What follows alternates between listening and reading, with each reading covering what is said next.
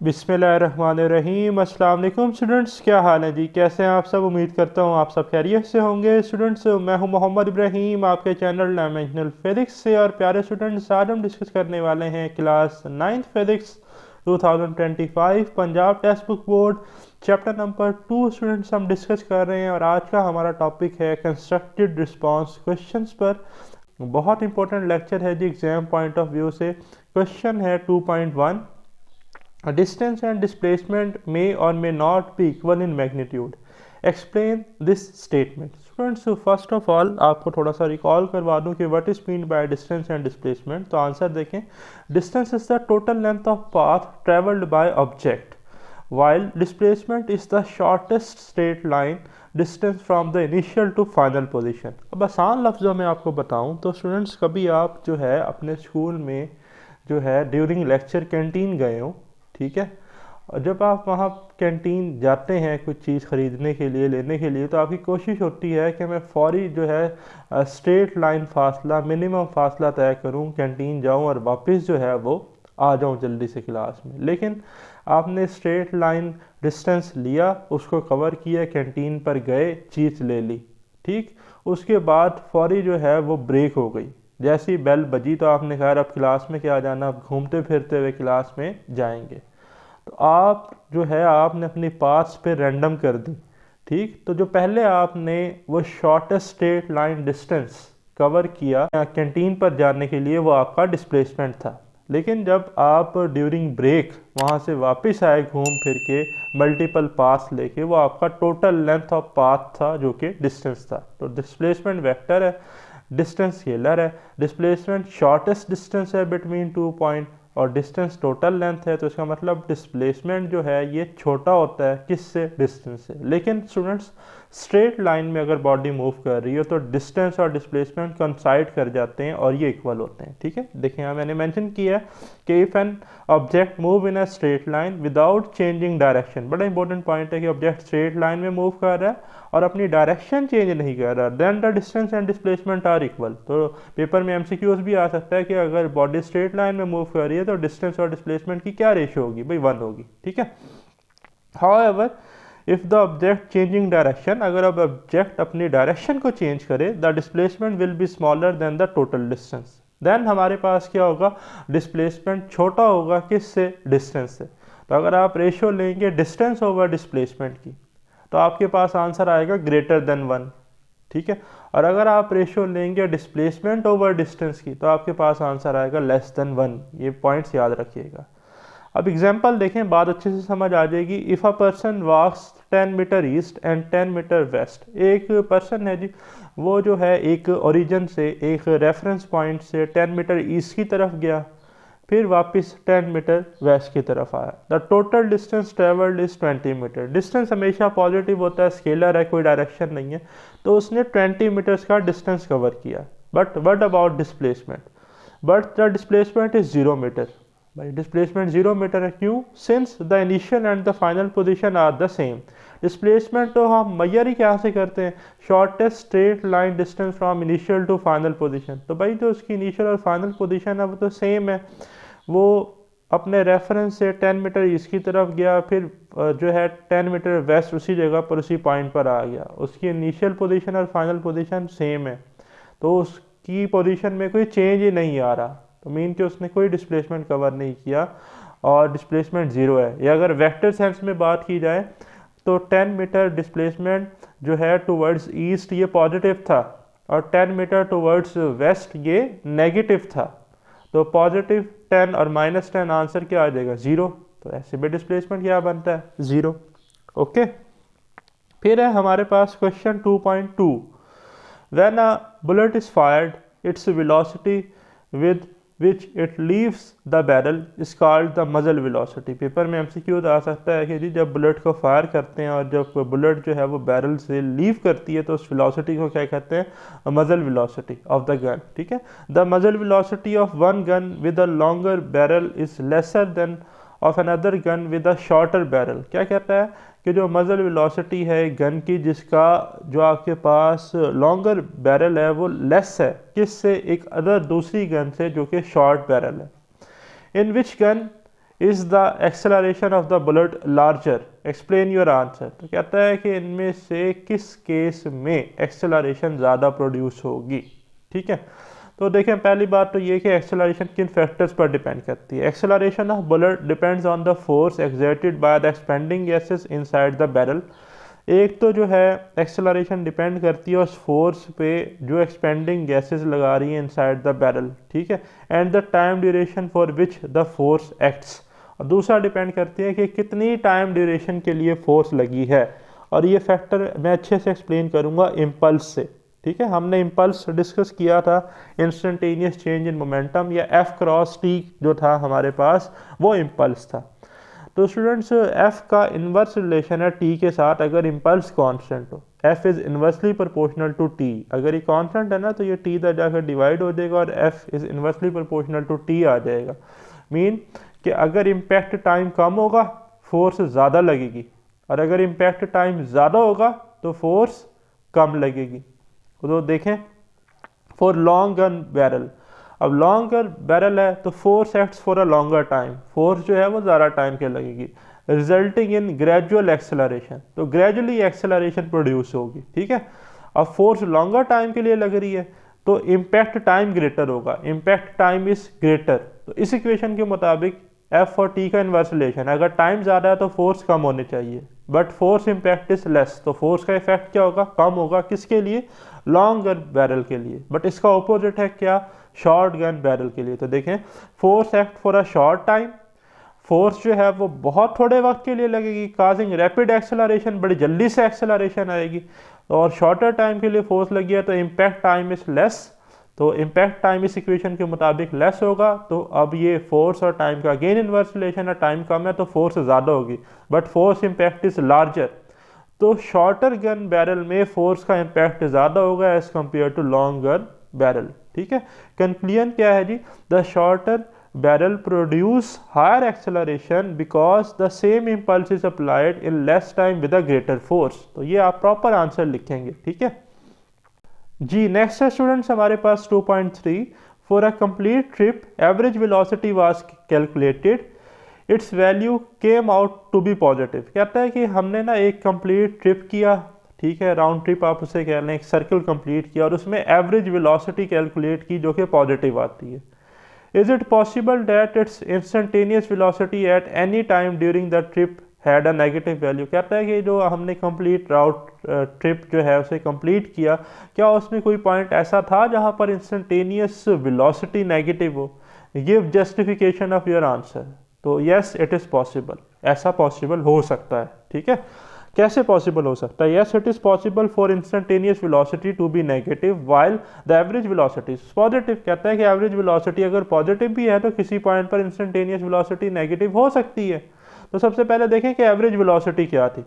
The average velocity is given by the formula, average velocity v average is equal to total distance covered by a body in a total time taken, जिसे हम कहते हैं simply even if the total displacement is positive. अगर total displacement positive है at certain moments the object might to move in opposite direction. तो कहता है खास जगह पर या मखसूस जगह पर ऑब्जेक्ट ऑपोजिट डायरेक्शन में भी मूव कर सकता है, leading to a negative instantaneous velocity. जी, तो स्टूडेंट्स अब आपको जो पॉइंट है वो इस एग्जांपल से अच्छे से अंडरस्टैंड होगा, और इस एग्जांपल को देखने से पहले आप इधर देखें डायरेक्शंस को। ये हमारे पास ईस्ट है जी towards positive X axis, towards negative X axis हमारे पास वेस्ट है, टूवर्ड्स पॉजिटिव वाई एक्सिस हमारे पास नॉर्थ है, और टूवर्ड्स नेगेटिव वाई एक्सिस हमारे पास साउथ है। अगर हम बात करें in term of x y plane और रेक्टेंगुलर कोऑर्डिनेट सिस्टम, ठीक है, तो टूवर्ड्स ईस्ट जो डिस्प्लेसमेंट कवर होगा वो पॉजिटिव होगा, ठीक, और टूवर्ड्स वेस्ट जो डिस्प्लेसमेंट कवर होगा वो नेगेटिव कंसीडर होगा। तो अब एग्जांपल देखें, a car moves 100 metre east and then 20 metre west. एक कार जो है वो 100 मीटर ईस्ट की तरफ गई, फिर 100 मीटर ईस्ट की तरफ जाने के बाद 20 मीटर टूवर्ड्स द वेस्ट आई। तो अगर हम एवरेज वेलोसिटी देखेंगे तो average velocity remains positive since the total displacement is eastward. क्यों भाई, अगर हम डिस्प्लेसमेंट देखें तो 100 मीटर वैल्यू पॉजिटिव है, जस्ट 20 मीटर हमारे पास नेगेटिव है, वेस्ट की तरफ टुवर्ड्स नेगेटिव थे और ईस्ट की तरफ टुवर्ड्स पॉजिटिव थे, तो 100 - 20 आंसर 80 आ रहा है। इसका मतलब कि जो उसका नेट डिस्प्लेसमेंट है वो तो पॉजिटिव आ रहा है, तो एवरेज वेलोसिटी पॉजिटिव है। The average velocity remain positive since the total displacement is eastward but during the westward motion. लेकिन अगर मैं खाली इस इंस्टेंट की बात करूं वेस्ट वाले पोर्शन की, ठीक है, जब गाड़ी ईस्ट से कहाँ आ रही थी, टूवर्ड्स द वेस्ट, यानी कि पहले ईस्ट की तरफ जा चुकी थी, अब वो ईस्ट से कहाँ आ रही है, टूवर्ड्स द वेस्ट। तो इस खास इंस्टेंट में but during the westward motion the instantaneous velocity is negative, क्योंकि तब वेस्ट में उसका डिस्प्लेसमेंट क्या था, नेगेटिव, तो उस वक्त उसकी वेलोसिटी भी नेगेटिव होगी। तो ये ज़रूरी नहीं है कि हमारे पास जो है वो इंस्टेंटेनियस वेलोसिटी भी क्या हो, नेगेटिव हो या पॉजिटिव हो, जब हमारे पास डिस्प्लेसमेंट नेगेटिव या पॉजिटिव है। अगर डिस्प्लेसमेंट पॉजिटिव है तो इंस्टेंटेनियस वेलोसिटी नेगेटिव भी कहीं ना कहीं हो सकती है, ठीक है। और अगर हमारे पास इंस्टेंटेनियस जो है वेलोसिटी पॉजिटिव है तो हमारे पास एवरेज वेलोसिटी कहीं ना कहीं नेगेटिव भी हो सकती है, ठीक। तो अब आप देखें, नेक्स्ट है हमारे पास 2.4, a ball is thrown vertically upward with a velocity v, it returns to the ground in time t। कहता है एक बॉल है, जैसा कि आपको इस डायग्राम में नज़र आ रहा है, ये मैंने एक बॉल ड्रा की है। कहता है इस बॉल को ना अपवर्ड थ्रो किया गया है वेलोसिटी v से, it returns the ground in time t, और t टाइम बाद ये ग्राउंड पर वापस पहुंचती है। Which of the following graph correctly represent the motion, explain your reasoning. हाँ, सबसे पहली बात तो ये कि स्टूडेंट्स यहाँ पर 4 ग्राफ दिए गए हैं, ठीक है, और ये हमारे पास सारे के सारे वेलोसिटी टाइम ग्राफ हैं, ठीक है।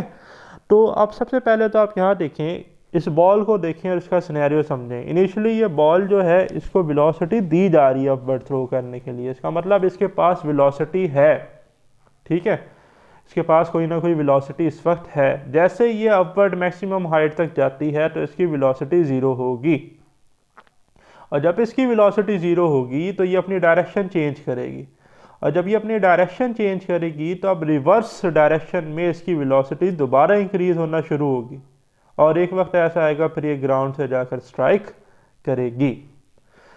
तो अब आपने देखनी है सबसे पहले कि किस ग्राफ में वेलोसिटी मैक्सिमम है। भाई अगर हम यहाँ देखें ग्राफ डी में तो वेलोसिटी तो है ही 0।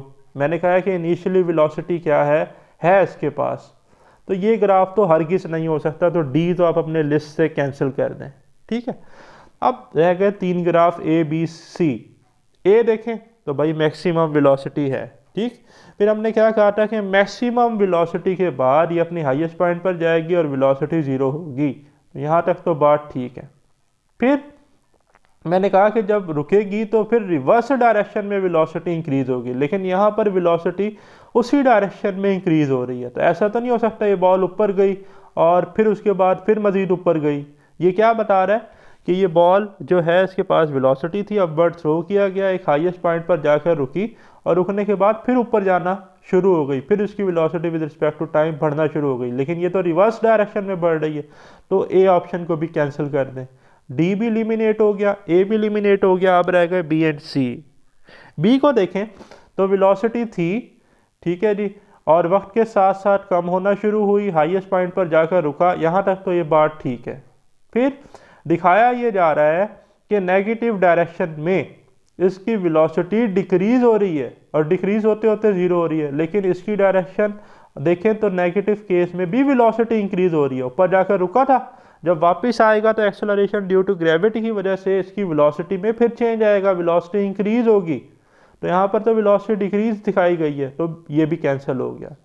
तो ए बी और डी तो ऑप्शन हो नहीं सकते, तो एक ही ऑप्शन बचता है सी। तो 40 द करेक्ट ऑप्शन। कैसे कि भाई इनिशियली बॉल के पास वेलोसिटी थी तो यहाँ पर भी वेलोसिटी है, let's say 20 metre per second है, फिर जूँ जूँ ये ऊपर जाती रही वेलोसिटी कम होती रही, वेलोसिटी अब आप देख रहे हैं वेलोसिटी टाइम ग्राफ के विद रिस्पेक्ट टू टाइम बढ़ता जा रहा है, वेलोसिटी कम होती जा रही है, और इस पॉइंट पर जाकर वेलोसिटी 0 हो गई, जब ये हाईएस्ट पॉइंट पर गई तो वेलोसिटी 0। फिर अब इसने अपनी डायरेक्शन की रिवर्स, तो यहाँ नीचे आएगी हमारे पास -v का ग्राफ, ठीक है, -v डायरेक्शन जो है वेलोसिटी की चेंज हो गई, और एक्सेलरेशन ड्यू टू ग्रेविटी की वजह से अब वेलोसिटी अगेन इंक्रीज हुई बट रिवर्स डायरेक्शन में। तो ये बता रहा है स्ट्रेट लाइन कि अगर यहाँ पर हम -v ड्रा करें तो वेलोसिटी बढ़ती जा रही है, ठीक है, 0 से अगेन बढ़ना शुरू हो गई है उस t टाइम तक जो कि गिवन था उसको ग्राउंड तक पहुंचने के लिए। तो सी इसका जो है जी वो करेक्ट ऑप्शन है, आप मार्क कर लेंगे। तो देखें the correct velocity time graph for the motion is option C. The ball is thrown upward with an initial velocity v. As it rises, gravity slows it down until it reaches the highest point. क्या कहता है कि हमने जब ball को throw किया initial velocity v से, तो उसके पास वेलोसिटी थी, जो जो वो राइज करती रही तो ग्रेविटी इसे स्लो डाउन करती रही, हाईएस्ट पॉइंट पर जाकर उसकी वेलोसिटी जीरो हो गई।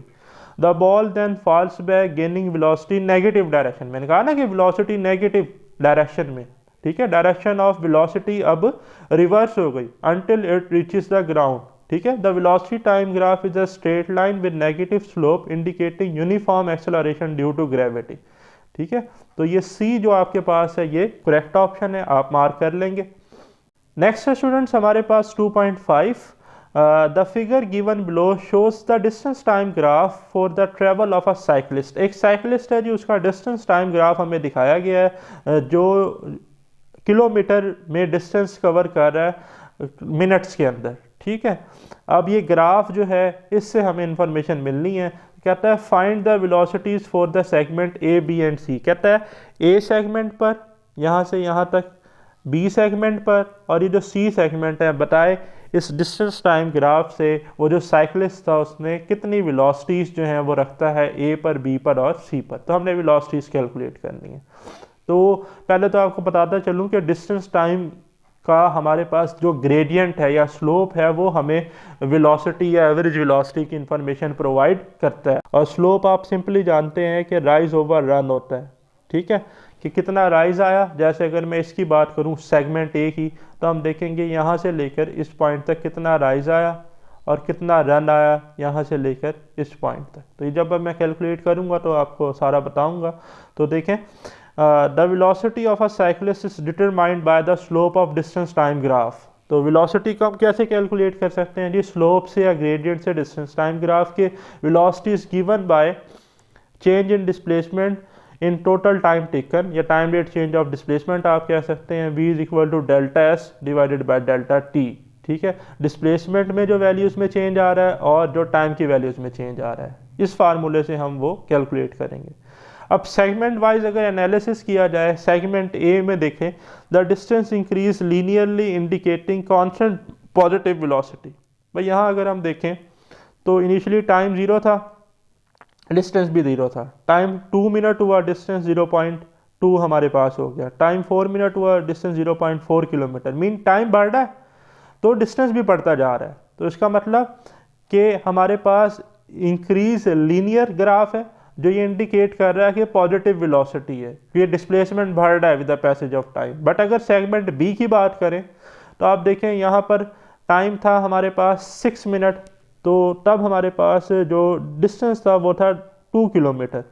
अब टाइम बढ़कर हो गया 8 से हो गया 10 मिनट के बाद भी डिस्टेंस कितना है 2 मीटर। इसका मतलब बॉडी रेस्ट में है, वो कोई डिस्प्लेसमेंट कवर ही नहीं कर रही, ठीक है। तो देखें the distance remains constant means zero velocity, क्योंकि डिस्टेंस कवर ही नहीं हो रहा तो वेलोसिटी क्या है, जीरो सेगमेंट बी के लिए जी। तो सेगमेंट सी को अगर हम देखें तो स्टूडेंट्स अब आप देखें कि बॉडी जो है इस वक्त वो 2 किलोमीटर उसका क्या था जी डिस्टेंस, जब टाइम था हमारे पास 10 मिनट। तो अब जो जो टाइम बढ़ता जा रहा है तो डिस्टेंस डिक्रीज होता जा रहा है। बट स्ट्रेट लाइन है तो इसका मतलब कि कांस्टेंट वेलोसिटी तो है बट कांस्टेंट नेगेटिव वेलोसिटी है, क्योंकि displacement with the passage of time decrease होता जा रहा है सेगमेंट सी में, ठीक है। तो देखें for segment see the distance decrease linearly, distance linearly क्या कर रहा है, डिक्रीज कर रहा है, इंडिकेटिंग कांस्टेंट नेगेटिव वेलोसिटी।